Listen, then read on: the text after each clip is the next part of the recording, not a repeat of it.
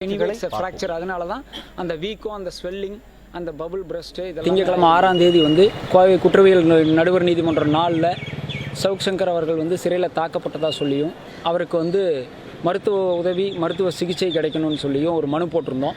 அந்த மனு மீது நேற்று உத்தரவு போட்டிருந்தாங்க. அந்த உத்தரவின்படி இன்றைக்கி சவுக் சங்கர் அவர்கள் காலையில் ஒரு 10:30லேருந்து 11 மணிக்குள்ளே கவர்மெண்ட் ஹாஸ்பிட்டல் கோயம்புத்தூரில் JM4 நடுவர் நீதிமன்றத்தினுடைய உத்தரவின் அடிப்படையில் கோயம்புத்தூர் மருத்துவக் கல்லூரி மருத்துவமனையில் இன்றைக்கி அவருக்கு ட்ரீட்மெண்ட்டுக்காக கூட்டிகிட்டு போயிருந்தாங்க. உங்களுக்கு எல்லாம் தெரியும், நீங்கள் பார்த்துருப்பீங்க. அங்கே போய் அவருடைய என்ன நடந்துச்சுங்கிறத விசாரிச்சுட்டு அவருக்கு நடந்த எப்படி அடிபட்டுச்சு, எப்படி கையில் வீக்கம் வந்துச்சுங்கிறதெல்லாம் சொல்லி ரெக்கார்டு பண்ணதுக்கப்புறம் எக்ஸ்ரே எடுத்திருக்காங்க. நாம் முதலே சந்தேகப்பட்ட மாதிரியும் அவர் சொன்னதை உங்கள்கிட்ட சொல்லியிருக்கோம். அடித்ததில் எனக்கு ஃப்ராக்சர் ஆகிருக்குன்னு சொல்லியிருந்தார். அதுபடி பார்த்தீங்கன்னா வலது கையில் இந்த கட்டை விரலில் ஒரு ஃப்ராக்சரும் மணிக்கட்டில் முன்னாடி ஒரு ஃப்ராக்சராக இருந்திருக்கு. லைட்டாக ஏர் கிராக் மாதிரியோ இல்லை ஏர் ஃப்ராக்சர் மாதிரியோ இருக்குது. Anyway it's a fracture. அதனால தான் அந்த வீக்கம், அந்த ஸ்வெல்லிங், அந்த பபுள் பிரஸ்ட்டு இதெல்லாமே ஆயிருந்திருக்கு. அதுக்கு எக்ஸ்ரே எடுத்து முடித்ததுக்கப்புறம் மாவு கட்டு போட்டிருக்காங்க. மாவு கட்டு போட்டு அதற்கான சிகிச்சைகள் அளிக்கப்பட்டு அதற்கான மருந்துகள் கொடுக்கப்பட்டு அவருக்கு மாவு கட்டு போட்டதுக்கப்புறம் தான் இப்போ ஹீ ஃபீல் வெரி ரிலீஃப்டு. இன்றைக்கி கோவை அரசு மருத்துவமனையில் போய் எடுக்கப்பட்ட சிகிச்சைக்கு அப்புறம் தான் அவர் மென்டலி ஸ்ட்ரெஸ்ஸில் இருந்தது. ஆக்சுவலாக அவர் ரொம்ப ஸ்ட்ரெஸ்ஸில் இருந்தார். இந்த அடிபட்டதுனால ஃப்ராக்சருக்கான எக்ஸ்ரே எடுக்கலை, அந்த கட்டு போடலைங்கிறதுனால ரொம்ப மன அழுத்தத்தில் இருந்தார். அந்த மன அழுத்தத்திலிருந்து இன்றைக்கி கொஞ்சம் விடுபட்டிருக்காப்புல. கட்டு போட்டதுக்கப்புறம் ஹி ஃபீல்ஸ் பெட்டர். அந்த ஃப்ராக்சர் இருக்குது அப்படிங்கிறது இப்போ உறுதியாயிருக்கு. அதாவது என்னென்னா, சிறையில் அவர் தாக்கப்பட்டதாக அவர் சொல்லி எனக்கு ஃப்ராக்சர் ஆகிருக்குன்னு 3 நாளாக சொல்லி அதைப்படி அந்த டிஸ்ட்ரிக்ட் லீகல் சர்வீஸ் அத்தாரிட்டி போய் பார்த்துட்டு வந்த ரிப்போர்ட்டின் அடிப்படையில் அவர் தாக்கப்பட்டது உண்மைன்னு சொல்லியும் இப்போ கையில் ஃப்ராக்சர் இருக்குங்கிறது அவர் சொன்ன கூற்று உண்மைங்கிற அளவுக்கு இருக்குது இப்போ வரைக்கும். நம்பர் 1. நம்பர் 2 இன்றைக்கி கஸ்டடி பெட்டிஷன் இருந்தது. காலையிலேருந்து இன்றைக்கி வரதா இருந்தது. எங்களுக்கெல்லாம் ஒரே பெரிய ஆச்சரியம் என்னன்னு சொன்னோம்னா, மற்ற வழக்குகளில் எல்லாம் வழக்காடிகள் ஒரு பெட்டிஷன் போட்டுட்டு டைம் இழுக்கிறதுக்காக வாய்தா வாங்குவாங்க. இந்த வழக்கில் பார்த்தீங்கன்னா கஸ்டடி பெட்டிஷன் போட்டது cyber crime, city cyber crime போட்டிருந்தாங்க.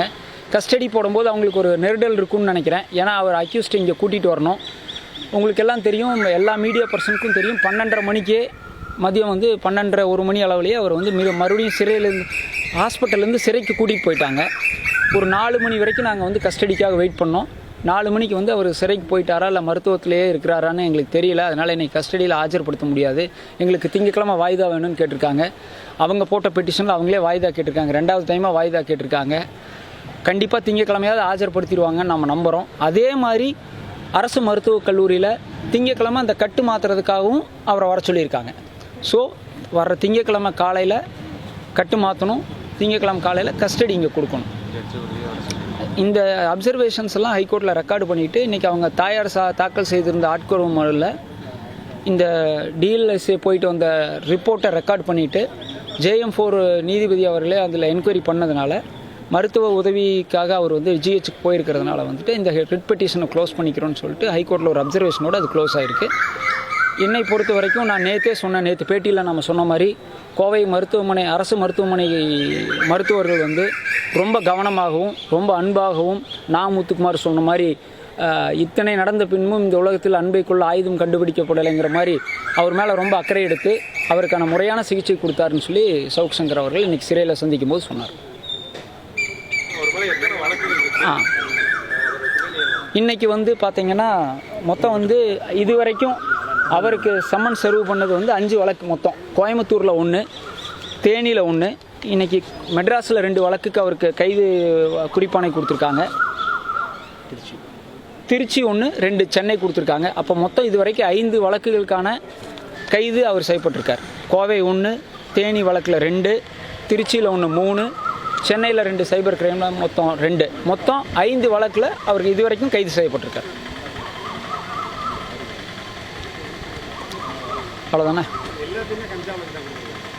இல்லை சார், தேனி மட்டும்தான் கஞ்சா வழக்கு, மற்றதெல்லாம் சைபர் கிரைம், ஐடி ஆக்டு அந்த மாதிரி தான் இருக்குது. ஆமாம். அது 5 வழக்கில் 1 வழக்கு கஞ்சா வழக்கு, அது தேனி சம்மந்தப்பட்டது. மற்ற 4 வழக்குங்களும் கோவைக்கு போட்டிருக்கிற வழக்குகளுக்கு முன்ன பின்ன தான் இருக்குது. அதில் ஒரு செக்ஷன்ஸ் முன்ன பின்ன போட்டிருக்காங்க. அதெல்லாம் அந்தந்த மாவட்டத்தில் அந்தந்த வழக்கறிஞர்கள் பார்ப்பாங்க. இதை நம்ம கோயம்புத்தூரில் மட்டும் பார்த்துருக்கோம். நம்ம போராட்டம் உங்களுக்கு நல்லா தெரியும். அடிபட்டுச்சு, அதுக்கான சிகிச்சை வேணுங்கிறத போராடி இன்றைக்கி பெற்றிருக்கோம். கோவை குற்றவியல் நடுவர் நீதிமன்றம் 4 போட்ட உத்தரவுனால மறுபடியும் அவருக்கான இன்ஃபெக்ஷன் ஜாஸ்தி ஆகாமல் அந்த ஃப்ராக்சருக்கு இன்றைக்கி கட்டு போடப்பட்டிருக்கு. அதனால் அது அவருடைய கூற்றுப்படி அவருடைய வாக்குமூலத்தின்படி அடிக்கப்பட்டிருக்காரு. அதனால தான் ஃப்ராக்சர் ஆகிருக்குங்கிறத இன்றைக்கி உறுதி செய்யப்பட்டிருக்கு. ஏன்னா அவரை ரிமாண்ட் செய்யும்போது ஜெயமோனில் போன கடந்த சனிக்கிழமை 4ஆம் தேதி ரிமாண்ட் செய்யும்போது இடது கையில் இருக்கிற காயங்கள் குறித்து தான் குறிப்பிட்டிருக்காங்க. வலது கையில் எந்த காயம் இல்லைங்கிறது தெளிவாக இருக்குது. சிறைத்துறை மறுபடியும் தவறான ஒரு தகவல் சொல்லியிருக்காங்க. இடது கையில் தான் காயங்கள் இருக்கிறதா சொல்லி ரிமாண்ட் ரிப்போர்ட்டில் தெளிவாக இருக்குது. இப்போ ஃப்ராக்சர் ஆகிருக்கிறது வலது கையில். அது அடித்ததுனால தான் ஃப்ராக்சர் ஆகிருக்குன்னு சொல்லியிருக்காரு. இப்போது அவங்க தாயார் இதுக்கான மேல் நடவடிக்கை எடுக்கிறதுக்கான இப்போ நம்ம போராடினது சிகிச்சைக்காக முதல்ல போராடலாம், அப்புறம் இந்த பாதிப்புக்குள்ளான நபர்கள் மீதான நடவடிக்கை குறித்து பின்னாடி பார்க்கலான்னு சொல்லியிருந்தோம். கண்டிப்பாக இந்த ஃப்ராக்சருக்கு காரணமானவங்க மேலே நடவடிக்கை எடுக்கிறதுக்கான ஸ்டெப்ஸ் அடுத்தது எடுக்கும். அதுதான் சார் எல்லாமே நம்ம மீடியாவில் சொல்லிட்டோம்னா அவங்க அங்கே எல்லாம் ரெடி ஆயிடுவாங்க. என்னென்ன நடவடிக்கை எடுக்க போகிறோம், யார் மேலே குற்றம் சாட்ட போகிறோம், என்னென்ன சட்டத்தின் அடிப்படையில் போக போகிறோம்னு சொல்லிட்டா அவங்களுக்கு ப்ரிப்பரேஷன் பண்ணுறதுக்கு கொஞ்சம் ஈஸியாக இருக்கும். அதனால் நம்ம அதை வேண்டாம் பண்ணினதுக்கப்புறம் கண்டிப்பாக மீடியா மக்களுக்கு உங்களுடைய மீடியாவுடைய காட்சி தொலைக்காட்சிகளுடைய பத்திரிகைகளுடைய சப்போர்ட் இல்லாமல் இந்த மனித உரிமை மீறலும் நம்ம தட்டி கேட்டிருக்கவே முடியாது. உங்களுக்கு நான் திருப்பி அதான் சொல்கிறேன், ஒரு காயத்துக்கு ஒரு எக்ஸ்ரே எடுத்து கட்டு போடுறதுக்கு நம்மளுக்கு 3 நாள் ஆயிருக்கு. ஜனநாயகத்தில் உங்களுடைய துணை இல்லாமல் சவுக் சங்கருங்கிறதெல்லாம் தாண்டி ஒரு சிறை கைதிக்கு அடிபட்டதுக்கு சிறையிலேயே அது பண்ணியிருக்கலாம். இந்த வசதி வாய்ப்புகள் சிறையிலேயே இருக்குது. இது இவ்வளோ கஷ்டப்பட்டுருக்க வேண்டியதே இல்லை. அழகாக ஜெயிலில் இருக்கக்கூடிய போலீஸ் ஹாஸ்பிட்டல்லையே இன்றைக்கி ஜிஹெச்சில் இருக்கக்கூடிய வசதிகள் இருந்திருக்கு. கண்டிப்பாக எதையா ஒரு காரணம் சொல்லி இந்த சிகிச்சையை முதல்ல அவங்களால கொடுத்துருக்க முடியும். என்ன ஒரு எக்ஸ்ரே எடுக்கிறதுக்கும் ஒரு 2 ஃப்ராக்சரை கண்டுபிடிக்கிறதுக்கும் என்ன ஃப்ராக்சரோட தன்மை என்னன்னு நம்மளுக்கு இப்போ வரைக்கும் தெரில. ஃப்ராக்சர் இருக்குது, 2 ஃப்ராக்சர் கையில் மணிக்கட்டில் ஒன்று கட்டவரில் ஒன்று இருக்குங்கிறது உறுதிப்படுத்தப்பட்டிருக்கு. அதோடைய தன்மை என்னங்கிறதுக்கான மெடிக்கல் ரிப்போர்ட்ஸ் நம்மளுக்கு தரமாட்டாங்க. அது திருப்பியும் சிறை நிர்வாகத்துக்கு தான் போயிருக்கு. அந்த ரெக்கார்ட்ஸ் நாங்கள் கேட்டு நாளைக்கு மனு போட்டு தான் வாங்கணும். அதெல்லாம் மனுகள்லாம் ஒன்று மனு போட்டு வாங்குறதுனால ரொம்ப டைம் எடுக்குது. டெஃபினட்டாக பேப்பர்ஸ் கிடைக்கும். இவ்வளவு போராடி இருக்க வேண்டியதில்லை. இந்த கையில் ஒரு மாவு கட்டு போடுறதுக்கும் ஒரு அடிபட்ட ஃப்ராக்சருக்கும் இவ்வளவு போராடி இருக்க வேண்டியதில்லை. இந்த மருத்துவ உதவி கிடைத்ததுக்கு முழு காரணம் பத்திரிகை நண்பர்கள் தான். அது 2 கட்டவரில் வலது கட்டவரில் ஒன்று, மணிக்கட்டில் ஃப்ரண்ட்டில். இப்போ அவர் மேலே போடப்பட்ட கஞ்சா வழக்கில் கஞ்சா கார்லேருந்து எடுக்கப்பட்டதாக சொல்லியிருக்கு. அது சம்மந்தமாக உங்ககிட்ட அவர் ஏதாவது தகவல் ஏதாவது இல்லைங்க. அவர் தெளிவாக என்ன சொல்கிறாருன்னா, அவரை இரவு அதிகாலை 1:30 மணிக்கு அவரை கைது பண்ணிட்டாங்க. கஞ்சா கைப்பற்றப்பட்டதாக சொல்கிறதெல்லாம் 8 மணி வெடிய காத்தால் 8 மணிக்கு மேலே அவர் கைது செய்யப்பட்டு 7 மணி நேரம் கழித்து தான் அந்த கஞ்சா அந்த கார்லேருந்து எடுத்ததாக சொல்கிறாங்க. அதை நம்ம இப்போ டீட்டெயில்டாக போனோம்னா அது கேஸ் நடத்துகிற மாதிரி ஆயிரும். அது அவர் என்ன சொல்கிறாருன்னா, என்னை அரெஸ்ட் பண்ணும்போதே எல்லாம் செக் பண்ணி என் ரூமெல்லாம் சர்வே பண்ணி எல்லாமே ஆஃப்டர் ஸ்க்ரீனிங் பண்ணி தான் அவருடைய ஃபோனு லேப்டாப்பெல்லாம் சீஸ் பண்ணிட்டு வந்தாங்க. அதை எல்லாத்தையுமே செக் பண்ணியிருக்காங்க.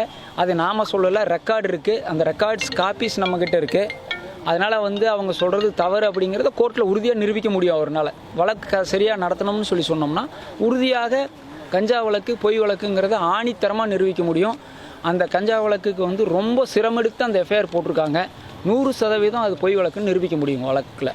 அதுக்கான ஆவணங்கள் இருக்குது, அவர்கிட்ட இருக்குது. ஓகே. அப்புறம் இப்போ இந்த மருத்துவ குழு போய் ஆய்வு செஞ்சுட்டு வந்தாங்க இல்லையா, அவங்க ஆய்வு செஞ்சு இதில் நீதிமன்றத்தில் எந்த மாதிரியான அறிக்கை தாக்கல் செஞ்சாங்க? கரெக்ட். அந்த நம்ம ரெக்கார்ட்ஸ் படித்து கோர்ட்டில் படிக்கிற கொடுத்தாங்க. நம்ம நேற்று சொல்லியிருக்கோம். அந்த குழு போய் சண்முகவேல் தலைமையில், அதாவது டிஸ்ட்ரிக்ட் லீகல் சர்வீஸ் அத்தாரிட்டியோடைய chief defence council mister Shanmugavel தலைமையில் போன குழு கிட்ட சவுக் சங்கர் அவர்கள் நான் சிறையிலே தாக்கப்பட்டதாக ஒரு வாக்குமூலம் கொடுத்துருக்கார். அப்படி அந்த வாக்குமூலம் அவர் கொடுத்துருக்கிறாருங்கிறது அந்த ரிப்போர்ட்டில் கொடுத்துருக்கு. 2வது அந்த ரிப்போர்ட்டில் அவர் பார்த்ததில் கையில் வீக்கம் இருக்குது, காயங்கள் இருக்குது, கொப்பளம் இருக்குதுன்னு அவர் அந்த ரிப்போர்ட்டில் சொல்லியிருக்காரு. இது குறித்து ஜெயில் டாக்டர்கிட்ட என்ன காரணத்துக்காக இந்த வீக்கம் வந்திருக்கு, எந்த காரணத்துக்காக இந்த கொப்பளம் வந்திருக்குன்னு கேட்கும்போது அவர் நேரடியாக பதில் சொல்ல மறுத்துட்டதாகவும், அதனால் ரிட்டனில் எழுதி கொடுங்கன்னு அவர் கேட்டு வாங்கி கோர்ட்டில் தாக்கல் செய்திட்டதாகவும் அந்த ரிப்போர்ட்டில் இருக்குது. அந்த ரிப்போர்ட் இன்னைக்கு ஹைகோர்ட்லேயும் தாக்கல் செய்யப்பட்டிருக்கு. ரொம்ப நன்றிண்ணா.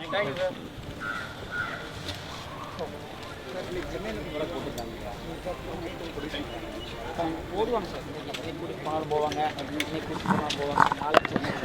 கூட்டு போயிடுவாங்க. அந்த காட்சிகளை பார்த்தோம்.